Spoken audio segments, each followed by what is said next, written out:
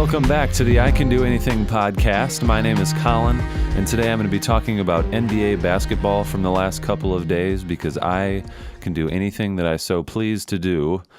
Now, LeBron James and Dwayne Wade played their last game against each other on Monday night. I think overall the game was a fun game to watch. It was a close game throughout. I'm looking at the box score now. Dwayne Wade came off the bench and had 15. Winslow played really well and had 28 on 55% shooting and 60%, 6 of 10 from 3. That's probably the most three-pointers he's taken in his career in a game. Justice Winslow may have had his best. I don't know if it was his best NBA game. I don't know if that's a career high for Winslow. I think he's in his third or fourth year now, but overall, the game was really fun to watch. LeBron had 28 as well on the other side of the ball, shooting 10 of 19, 52.6% from the field, 4 of 7, 57.1% from the field, 9 rebounds, 12 assists. The Lakers looked really good. Kuzma had 33 to lead scorers in the game. Ball played. There was a couple really funny plays. Dobb talks about loving to watch the Lakers in general, but Lance any time really, because Lance is he's just so Lance, I guess is the best way to describe it. But there were a couple plays by Stevenson and Ball in that game that were just they're almost trying to overpass. I've never seen two guys overpass more than Lonzo Ball, especially, but Lance Stevenson. I feel like Lance Stevenson loves like a flashy pass more than he loves like a flashy basket, which is an interesting character trait coming out of Lance. That may not be true at all. I feel like he enjoys scoring a lot more than passing, but anything flashy is fun for Lance Stevenson, I think. But there was a moment in that game down the stretch where LeBron was on the free throw line with about 1:40 left in the game. And after making the first free throw, you could, from a production, like from a video production, live streaming, like live action sports perspective, I could tell that the audio went up, like whoever was on the audio board controlling all of the plethora of microphones that are put in strategic places throughout the arena. Somebody turned up the microphone that's probably the hoop microphone or some sort of shotgun microphone that points down just on each side of half court around the rim area that picks up, the squeaking of the feet, and they have to mute out a lot of cussing during NBA games. But this mic picked up and was boosted by somebody in the production room, I guess is what I'm getting at, because you could notice the white noise, I guess the ambient noise in the arena. Anytime you boost audio, anytime you boost the gain of audio, which is just making it louder, the white noises you can hear in the background more the higher you turn it up. Obviously, that's pretty self-explanatory, I think, for the most part. But you could clearly hear LeBron say, "I'm also first in the league in points in the fourth quarter," after saying something about, "I don't miss after the 2-minute mark in a game." But he very distinctly said, "I'm also first in the league in points in the fourth quarter." And he was talking shit to, it looked like he was looking to the left in the lane, and the only Heat player that was standing in the lane was Bam Adebayo. And I don't know why Bam Adebayo is talking shit to LeBron, but it was just an interesting kind of almost like an all-access moment within live television. That kind of stuff doesn't happen all that often, where you can like pretty clearly hear and distinctly read a player's lips. I've never been courtside at a game, but I had a coach in high school who was courtside at a I believe it was the Orlando Magic and the Heat when LeBron was in Miami, and there was he said there were a lot of F-bombs, a lot of guys talking mad shit to each other the whole game. Anytime there's like a mismatch or a bigger guy gets the ball with a little guy on him, there's just a lot of mouse in the house references, and he said a lot of N-bombs as well, and just like I could only imagine. So it was a kind of a cool insight to the greatest player who's ever played the game talking shit about being the best. He went on to, the funny thing is that he went on to miss the next free throw after he was talking shit. And then later in the game with like a minute, it was like a minute later in the game with like around 22 seconds left, he knocked down 2 big free throws to go up by 3. So those were important things to note. I think the free throws down the stretch for the Lakers, it wasn't the greatest. LeBron earlier with maybe 3 or 4 minutes left missed I think 2 pairs of free throws. He may have missed 4 in a row, but I could just be making that up. Let me look at what he shot from the free throw line. Yeah, he was 4 of 8 from the free throw line, and I think maybe 6 of those were down the stretch within the last 5 minutes. But the Lakers trade rumors have been surrounding the Lakers today. Apparently Kentavious Caldwell-Pope is being, I don't know if he's being targeted by the Grizzlies or if the Lakers are trying to shop him away. I heard NBA TV talking about a possible 1 year, because Trevor Ariza and Caldwell Pope are apparently both on 1-year contracts. So it would be a nice little swap, but the Suns probably don't get enough in that deal, so it likely wouldn't happen.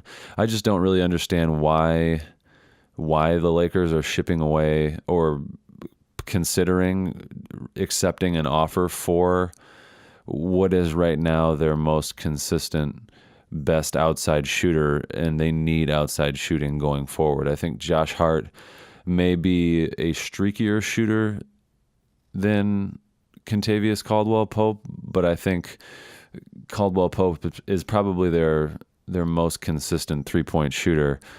And I guess I don't really question the Lakers. I get their willingness sort of to accept or even entertain different trade offers just because of the fact that they're now, let me go to the standings, I believe they're now second in the West. But just because of how close the West is, I don't think that that's a reason to, if you're in the bottom, say we need to make significant changes, because again, the Rockets are second to last and they're only 6 games back from first place. So I was wrong. The Lakers are 5th, but they're tied for 4th with the Clippers in win percentage as far as that goes, led by Denver, Golden State, and Oklahoma City. There's a piece on the NBA website about Oklahoma City looking like a viable contender in the West. But again, let's see, Golden State 2nd, Denver 3rd, the Clippers 4th, Lakers 5th, Grizzlies 6th, the Dallas Mavericks 7th, and the Trailblazers 8th. So the Trailblazers are in 8th place, the last seed in the playoffs, and they are 3.5 games back from first place. So I don't know. I guess what I was trying to say is that if you're a team who's playing horrible like the Rockets, you're only 6 games out of first place and 3.5 games out of the playoffs. So it's not really, right now there's really no reason to blow it up. I mean, second to last is the Rockets, but third to last is the Jazz, who a lot of people, including myself, thought were going to have a great year. And just because the West is so close, the Jazz by this time next week, they probably don't play 6 games, but they're 6 games out of first place. by this time next week, if they went on a 5-game win streak, they could be in second in the West or first, possibly. I doubt they would play 6 games in a week, and I think that's pretty much goes against everything that the NBA tries to do as far as scheduling. There's got to be a rule on how many games you can play in a 7-day period or in a certain day period. I know that they're trying to limit back-to-backs, but especially back-to-backs where you're traveling between back-to-backs. But I guess that kind of makes the point. So if you're the Lakers and you're a game and a half out of first in 5th place, that doesn't necessarily mean, on the contrary, that you shouldn't make a deal to improve, possibly, because again, the Spurs probably aren't going to play as horribly as they're playing right now on defense the entire year, and DeMar DeRozan and LaMarcus Aldridge are going to continue to figure out how to play together, and could very well be a really dynamic duo in San Antonio. But again, Paul Gasol is on the bench in San Antonio right now with an injury. So if he comes back, they could start playing a lot better. Pau is getting old in this league, but he's still really, really effective and could be a missing piece that they need. They also lost their point guard to a season-ending injury, I believe, so that won't affect this year at all. But the Grizzlies played really well over like a 6-game stretch to scratch first place in the West for a couple days and have gone on a little bit of a skid. Got blew out by the Lakers the other night in Memphis, or that was in LA, I think. But I just don't think that it's a reason to blow up a bad situation or to not make acquisitions on the other end if you're atop the league. So some other games from Monday night were, admittedly I haven't watched a ton of basketball in the last couple of days. My viewership has dropped quite a bit. It's a little overwhelming on games like tonight where there's 11 games in the NBA. It's a little overwhelming to try to watch all these games. I've been pretty busy at work, so it's not as easy to edit and watch basketball games as I may have thought early on. I think a lot of the stuff that I was doing when the NBA season started was not. I didn't need to edit audio, and it's hard to have both audio going. And if I don't have the NBA's audio going, then I can't click the back button to watch a play, as you can hear the announcers' voices go up whenever anything good happens, I guess, even if I start to drown out what they're saying, because some of the NBA League Pass play-by-play and color commentary is...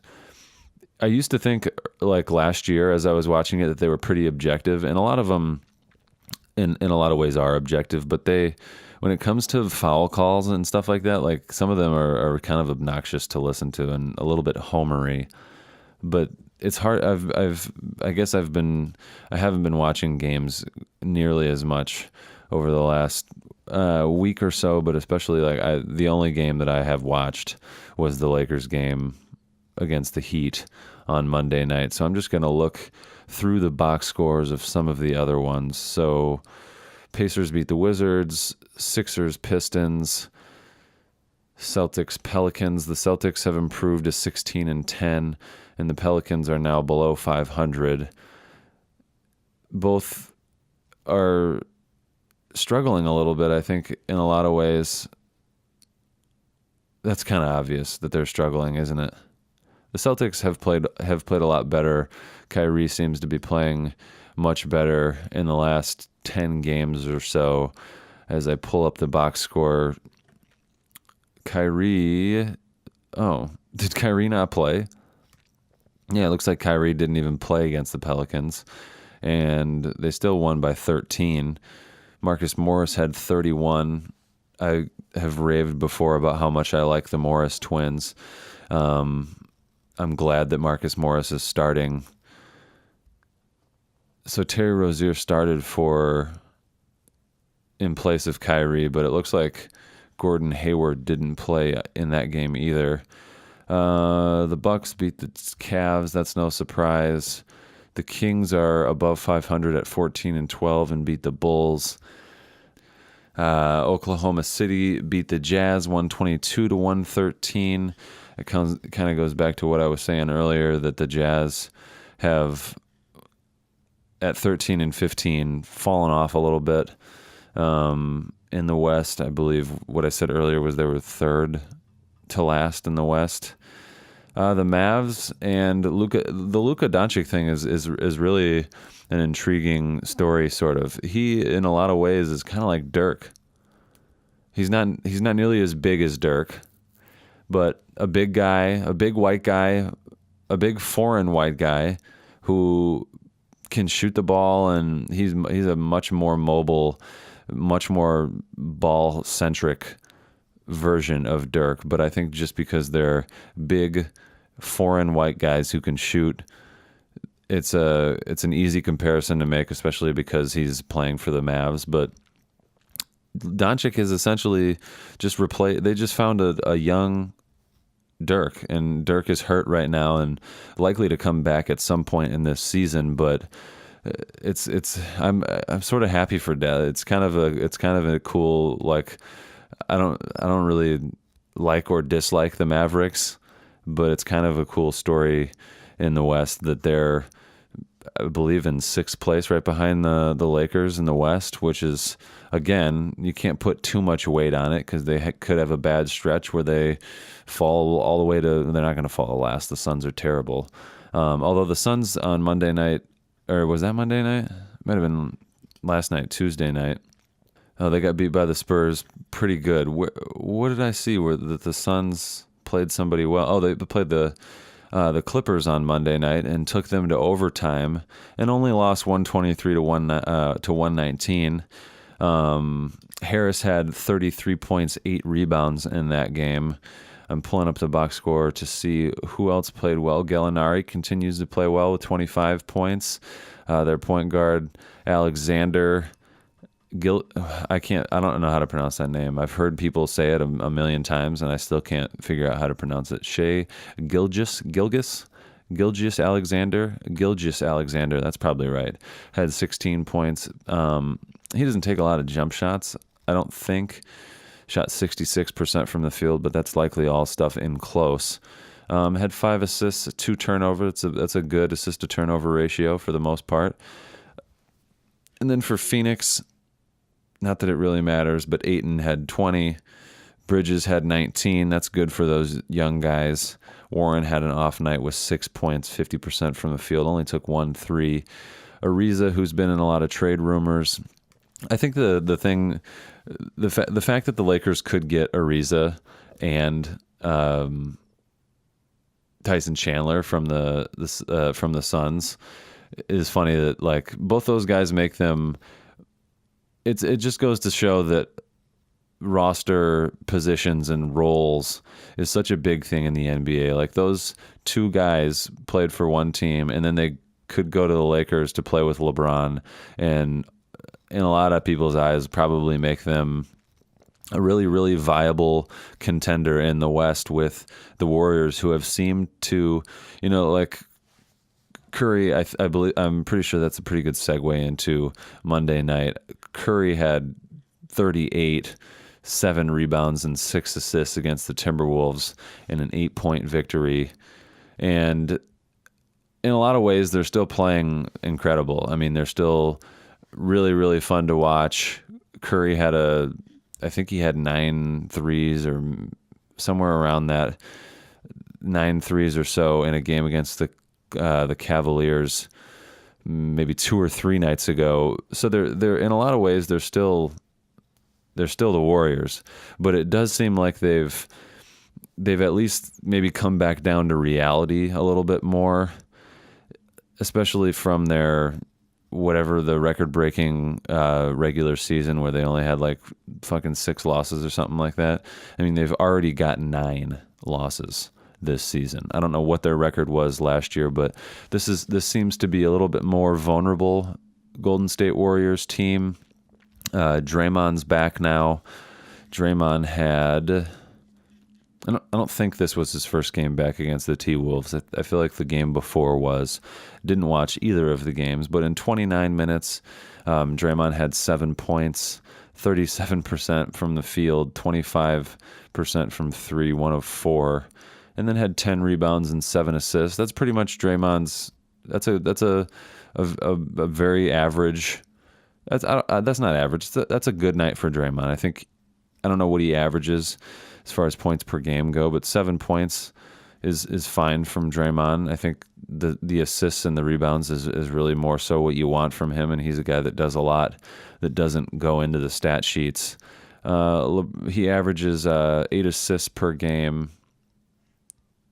No, that's not right. I don't know why I said 8. That clearly says 7.2 assists per game, 7.7 rebounds per game, and 6.9 points per game. So 7 is right on his average. I guess it literally by definition is an average night, although he did have above average assists and rebounds that night. But this Warrior team does seem to be a lot more pedestrian maybe than they have been in the last 3 or 4 years. And in the West that's so close, maybe this is a year, although it is, they're still waiting on Boogie Cousins to come back, so that whole dynamic is going to change the Warriors again. So they're going to be a completely different team once Boogie comes back. It's amazing in the NBA how much one person, especially one star like Boogie Cousins, can completely change the dynamic of a team. And it's even more so interesting on a team that's this fucking good and this entertaining to watch, the Warriors. So moving on to Tuesday night, last night, the Portland Trailblazers lost to the Houston Rockets. Harden had a good game in a win, which is important for the Rockets. The Rockets are now 12-14. Harden had... No, I don't want to watch it. I clicked the wrong button. I do kind of want to watch it. The Trailblazers are a really fun team to watch, but I want to see the box score.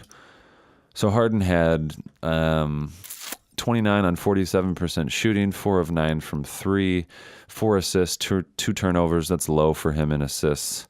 I would imagine he averages more than that this season in assists, 8.1 assists per game. I thought that wasn't near his average. Chris Paul, 11 points, 16% shooting is pretty horrible. 0 of 4 from 3, 11 rebounds, 10 assists, 1 turnover. I would say that's a below average game for Chris Paul, but in a win, you'll take it. They also got pretty good scoring contributions from the rest of the starters, other than PJ Tucker, who at 7 points that's probably above PJ Tucker's average. Yeah, he averages 7.5, so right on par for his average. But a good win for the Rockets, who probably needed it against a team that is, I think that I just said earlier, the Trailblazers are 8th in the West. 34 from Lillard, though, on the other side of the ball. McCollum had 23. That's a great night for Damian Lillard. I think McCollum probably averages right around 23 points per game, so an average night for McCollum, who averages 21, I guess a little slightly above average night for McCollum. The Suns lost to the Spurs. I already mentioned that. Popovich won his 1,211th win and is now 4th all time. I think that this may be Popovich's last season. He's certainly always kind of been an ornery guy, but it seems like he's, especially with the death of his wife last season in the playoffs, it seems like maybe he's starting to well, I don't know. I guess now that I'm thinking about it, with the death of his wife, that generally could either go two ways. It could either make you want to spend a lot more time with your kids and sort of realize the importance of family, or it could just make him say, my kids have their own lives that they're living. I don't know whether or not his kids live in San Antonio, but with the hectic NBA lifestyle, you're not in your hometown all that often anyways, just because there's so much travel in such a short window of time. I believe the NBA regular season is like 6 months-ish. I think that's what we figured for our League Pass thingy with my friend group who shares our League Pass account. But I guess that could go either way. Something tells me that this is Popovich's last season, and he won't be the guy like Kobe or D Wade's a humble guy. I didn't speak much on LeBron and D Wade's last game, but the farewell tour thing, it's an interesting thing to do, and for a lot of guys, probably a really cool. I mean, getting showered with compliments and love and swapping jerseys with people after every game your entire last season would certainly be a really awesome thing to receive that much love from so many people over such a short period of time. But, like Tim Duncan just retired and disappeared sort of, and that's kind of fits his personality. And I don't think there's anything wrong with either one, but the farewell tour thing doesn't seem like a Popovich or a Spurs thing in general. Ginobili kind of just retired in the off season, and he was certainly widely, as a future Hall of Famer, widely congratulated, but it just doesn't have that. I mean, it doesn't have that same effect when everybody's just posting about you on social media rather than seeing it in person and receiving it on a nightly basis from so many people. So I certainly see why guys like D Wade and Kobe wanted to do it. I don't know what, like in the past, what other legends have done as far as retirement, but those are certainly some of the more recent retirements, notable retirements in the last some odd years. I'm still amazed that Vince Carter, I'm amazed that he's still playing, but he had a nice two-handed dunk the other night I saw in a highlight. It's kind of amazing that he's still playing. I couldn't play on a team that bad. Yeah. I don't know Vince Carter's life at all. And I've never played in the NBA, and I've never made that much money. So maybe I could play for the Hawks, making a shit ton of money. But good for Vince Carter for still being in the league. And the other game from Tuesday night was the Raptors and the Clippers in a battle of, I think maybe in win percentage, the top 5 or 6 two top 5 or 6 teams in the league. Sort of shows the separation that the Raptors are seeming to be making league-wide. They beat them 123-99. Ibaka had 25 points, 9 rebounds. Kyle Lowry had 21 points, 7 rebounds. Kawhi Leonard had... Oh, did Kawhi not play? No, Kawhi didn't play. That's a really big win for the Raptors over the Clippers.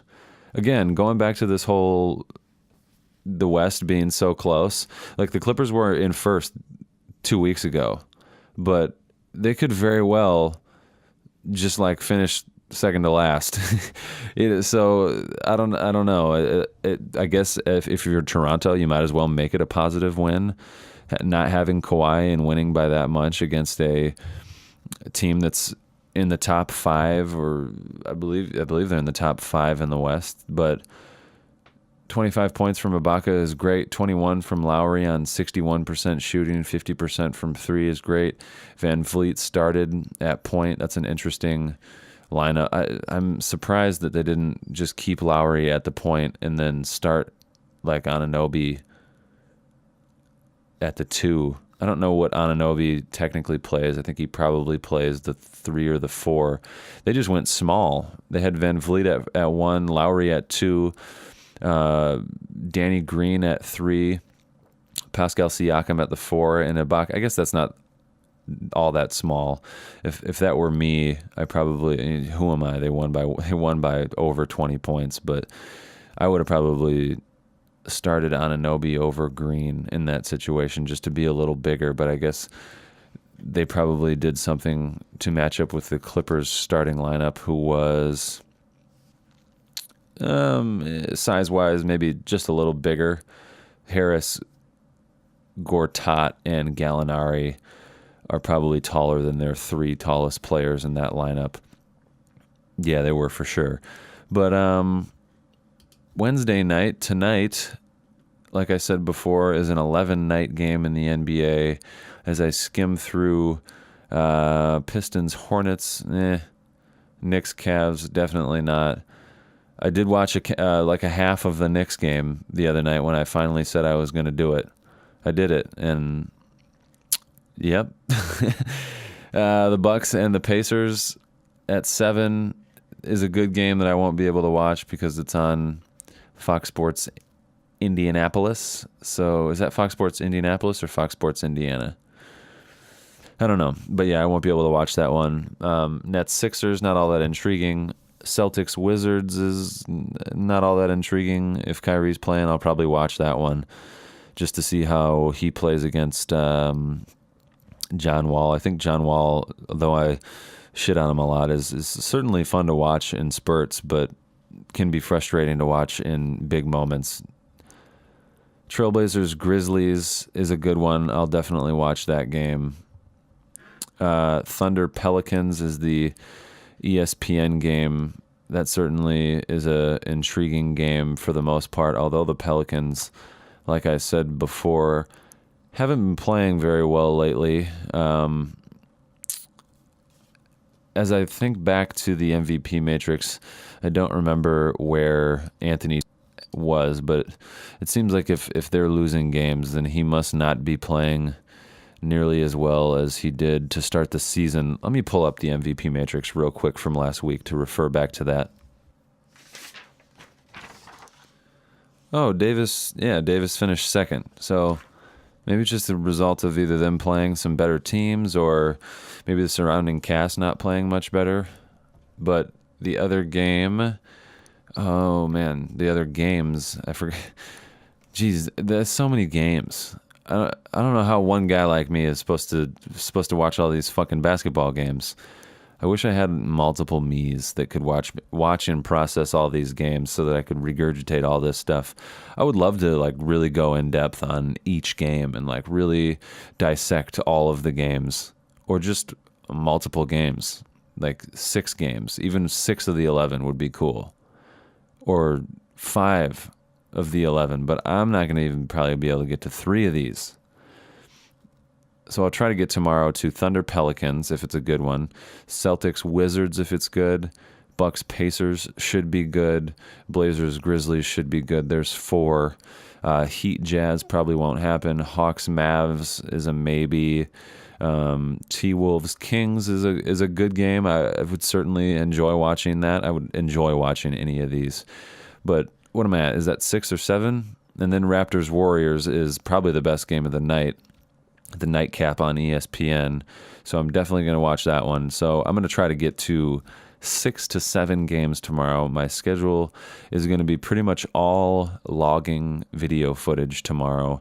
I'm sort of in between video projects at work, sort of waiting for the next wave of like 6 or 7 videos in the next month and a half that need to be produced to happen. So I'm going to be logging footage most of the day tomorrow. And because I can do anything, I'm just going to watch these games and try to get to as many as I can. Thanks for listening.